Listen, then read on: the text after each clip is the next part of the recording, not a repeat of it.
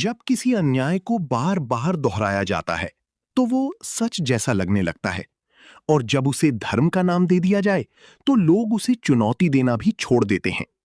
यही वो खतरनाक मोड़ था जहां से अछूतपन सिर्फ एक सामाजिक भेदभाव नहीं रहा, बल्कि एक पवित्र नियम बना दिया गया।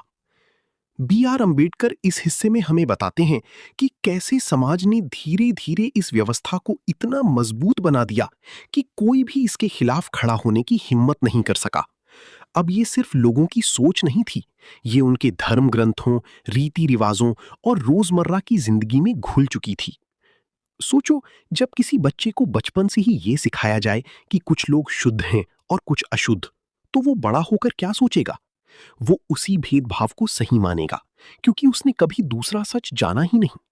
यही कारण था कि अछूतपन पीढ़ी दर पीढ़ी चलता रहा। आम्बेडकर बताते हैं कि इस पूरी व्यवस्था को बनाए रखने में सोशल आइसोलेशन यानी सामाजिक अलगाव का बहुत बड़ा रोल था। अछूतों को गांव के बाहर बसाया गया, उनके लिए अलग रास्ते, अलग कुएं और अलग जीवन तय कर दिया गया। ये सिर्फ दूरी नहीं थी, ये एक ऐसा सिस्टम था जो उन्हें हमेशा नीचे बनाए रखने के लिए बनाया गया था। लेकिन सवाल ये उठता है कि क्या सिर्फ दूरी बना देने से कोई अशुद्ध हो जाता है, या फिर ये एक ऐसी चाल थी जिससे कुछ लोग अपनी सत्ता और श्रेष्ठता को बनाए रखना चाहते थे। धीरे धीरे ये भेदभाव इतना गहरा हो गया कि अछूतों को इंसान तक नहीं समझा जाने लगा। उन्हें शिक्षा से दूर रखा गया, अच्छे कामों से वंचित किया गया और हर उस मौके से अलग कर दिया गया जो उन्हें आगे बढ़ा सकता था। ये सिर्फ अन्याय नहीं था, ये एक सुनियोजित व्यवस्था थी जिसमें ऊपर के लोग हमेशा ऊपर रहें और नीचे के लोग कभी ऊपर ना आ सकें। The untouchables, who were the and why the became untouchables. Ambedkar एक और महत्वपूर्ण बात कहते हैं। जब कोई व्यवस्था लोगों को दबाने के लिए बनाई जाती है तो उसे बनाए रखने के लिए डर का इस्तेमाल किया जाता है। अगर कोई इस सिस्टम को तोड़ने की कोशिश करता तो उसे समाज से बाहर कर दिया जाता, सजा दी जाती या फिर पूरी तरह से बहिष्कृत कर दिया जाता। अब जरा सोचो, अगर किसी इंसान के पास न शिक्षा हो, न अधिकार और न ही आवाज उठाने की आजादी, तो वो इस अन्याय के खिलाफ कैसे लड़ेगा? यही वजह है कि ये व्यवस्था सदियों तक चलती रही। लोग इसे बदलना चाहते थे, लेकिन उनके पास ताकत नहीं थी, और जिनके पास ताकत थी वे इसे बदलना नहीं चाहते थे। लेकिन हर अंधेरे में एक चिंगारी होती है, और वो चिंगारी सवालों से पैदा होती है। जब कुछ लोगों ने ये पूछना शुरू किया कि क्या ये सच में सही है, तभी बदलाव की शुरुआत हुई। और यही वो जगह है जहां कहानी एक नए मोड़ की तरफ बढ़ती है, क्योंकि अब सिर्फ इतिहास नहीं लिखा जा रहा था, अब इतिहास को बदला जाने वाला था। पार्ट 3 में हम जानेंगे कि कैसे इस अन्याय के खिलाफ आवाज उठनी शुरू हुई और कैसे एक इंसान ने इस पूरी व्यवस्था को चुनौती देने का साहस किया। जब कोई इंसान पहली बार ये सवाल पूछता है कि क्यों, तभी इतिहास बदलने की शुरुआत होती है। और यही वो पल था जब सदियों से दबाई गई आवाजें धीरे धीरे उठने लगीं। डर अभी भी था, बंधन अभी भी थे, लेकिन अब चुप्पी उतनी मजबूत नहीं रही। B.R. अंबेडकर इस मोड़ पर सिर्फ एक लेखक या विचारक नहीं थे, वो एक ऐसी आवाज बन चुके थे जो उन लोगों के लिए बोल रही थी जिन्हें बोलने का हक कभी दिया ही नहीं गया। उन्होंने सिर्फ किताबें नहीं लिखी, उन्होंने लोगों के दिमाग में बैठे उस डर को तोड़ना शुरू किया जो उन्हें अपने ही अधिकारों से दूर रखता था। The untouchables, who were they and why they became untouchables में आम्बेडकर बार बार ये समझाते हैं कि अगर किसी अन्याय को खत्म करना है तो सबसे पहले उसकी जड़ को समझना जरूरी है। इसलिए उन्होंने इतिहास को सिर्फ पढ़ा नहीं, उसे सवालों के कटघरे में खड़ा कर दिया। उन्होंने पूछा, अगर अछूतपन एक सामाजिक निर्माण है तो इसे बनाए रखने का फायदा किसे हो रहा है? यहीं से एक नई सोच जन्म लेती है, समानता की सोच, अधिकारों की सोच और सबसे बड़ी बात, आत्मसम्मान की सोच। आम्बेडकर ने लोगों को यह एहसास कराया कि वे कमजोर नहीं हैं, उन्हें बस कमजोर बनाकर रखा गया है। धीरे धीरे ये विचार आग की तरह फैलने लगा। लोग समझने लगे कि जो नियम उन्हें नीचे रखने के लिए बनाए गए हैं वे प्राकृतिक नहीं हैं, वे इंसानों द्वारा बनाए गए हैं, और जो इंसान बना सकता है उसे बदला भी जा सकता है।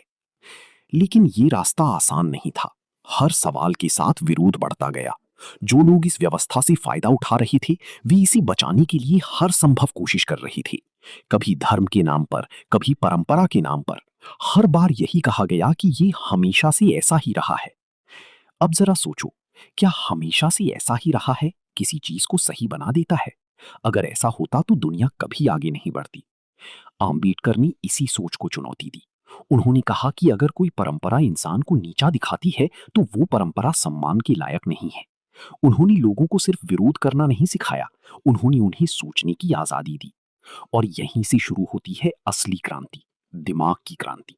जब इंसान खुद को बदलने लगता है तभी समाज बदलता है। ये सिर्फ एक आंदोलन नहीं था, ये आत्मसम्मान की लड़ाई थी। एक ऐसी लड़ाई जिसमें जीतने का मतलब सिर्फ अधिकार पाना नहीं था, बल्कि अपनी पहचान वापस पाना था। और जब एक इंसान अपनी पहचान के लिए खड़ा हो जाता है तो उसे रोकना आसान नहीं होता। अब कहानी अपने सबसे निर्णायक मोड़ की तरफ बढ़ रही है, क्योंकि सवाल पूछने के बाद अगला कदम होता है बदलाव लाना। पार्ट 4 में हम देखेंगे कि इस सोच ने कैसे एक बड़े आंदोलन का रूप लिया और कैसे इसने पूरे देश की दिशा बदल दी। जब सोच बदलती है तो टकराव होना तय होता है, और अब वही होने वाला था। जो सवाल उठ चुके थे उन्हें दबाना आसान नहीं था। जिन लोगों ने सदियों तक चुप रहकर सब सहा था, अब वे सिर्फ सुनने के लिए नहीं बल्कि बोलने के लिए तैयार थे। बी.आर. अंबेडकर ने इस मोड़ पर सिर्फ शब्दों से नहीं बल्कि कर्मों से भी इस व्यवस्था को चुनौती देना शुरू किया। उन्होंने समझ लिया था कि किताबें लोगों को जगा सकती हैं, लेकिन असली बदलाव तब आएगा जब लोग अपने हक के लिए खड़े होंगे। The untouchables, who were they and why they became untouchables की सोच अब जमीन पर उतर रही थी। ये सिर्फ एक विचार नहीं रहा, ये एक आंदोलन बन चुका था। लोगों ने उन नियमों को मानने से इनकार करना शुरू कर दिया जो उन्हें इंसान से कम समझते थे। गांवों में, शहरों में हर जगह एक नई हलचल थी। अछूत कहलाने वाले लोग अब अपने अधिकारों की बात कर रहे थे, पानी के हक की, शिक्षा के हक की और सबसे बढ़कर बराबरी के हक की। वे उन कुओं से पानी लेने लगे जिनसे उन्हें दूर रखा जाता था। वे उन रास्तों पर चलने लगी जहां कभी उनका जाना मना था। लेकिन हर बदलाव के साथ संघर्ष भी आता है। इस आंदोलन को रोकने के लिए कई कोशिशें हुई। लोगों को डराया गया, धमकाया गया और कई बार हिंसा का भी सामना करना पड़ा।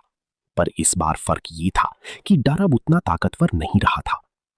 आम्बेडकर ने लोगों को ये सिखाया कि अधिकार कोई देता नहीं है, उसे लेना पड़ता है। अगर तुम खुद को कमजोर मानते रहोगी तो दुनिया तुम्हें हमेशा दबा कर रखेगी, लेकिन जैसे ही तुम खड़ी हो जाती हो, दुनिया को भी बदलना पड़ता है। धीरे धीरे ये आंदोलन सिर्फ एक समुदाय तक सीमित नहीं रहा, ये एक बड़ी सामाजिक बदलाव की शुरुआत बन गया। अब बात सिर्फ अछूतपन की नहीं थी, अब बात इंसानियत की थी। और फिर वो समय आया जब इस लड़ाई को एक नई दिशा मिली, कानून की दिशा। क्योंकि अगर समाज है तो नियम भी बदलने पड़ेंगे। अंबेडकर ने समझ लिया था कि सिर्फ आंदोलन काफी नहीं है। इस अन्याय को खत्म करने के लिए इसे कानून से खत्म करना होगा। यहीं से एक नई कहानी शुरू होती है, संविधान की कहानी, अधिकारों की कहानी और एक ऐसे भारत की कहानी जहां हर इंसान को बराबरी का हक मिले। अब सब कुछ अपने अंतिम पड़ाव की ओर बढ़ रहा है, क्योंकि सवाल उठ चुके हैं, आवाजें बुलंद हो चुकी हैं और अब फैसला होना बाकी है। क्या सच में ये व्यवस्था खत्म होगी?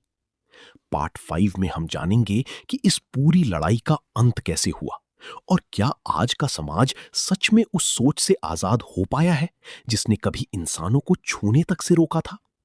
जब एक लड़ाई सदियों तक चलती है तो उसका अंत सिर्फ जीत या हार से नहीं होता, बल्कि उससे तय होता है कि इंसान ने क्या सीखा। और यही इस पूरी कहानी का सबसे गहरा सच है। बी.आर. अंबेडकर ने जिस सवाल से शुरुआत की थी, अछूत कौन थे और क्यों बने, उसका जवाब सिर्फ इतिहास में नहीं बल्कि हमारे आज में भी छिपा है।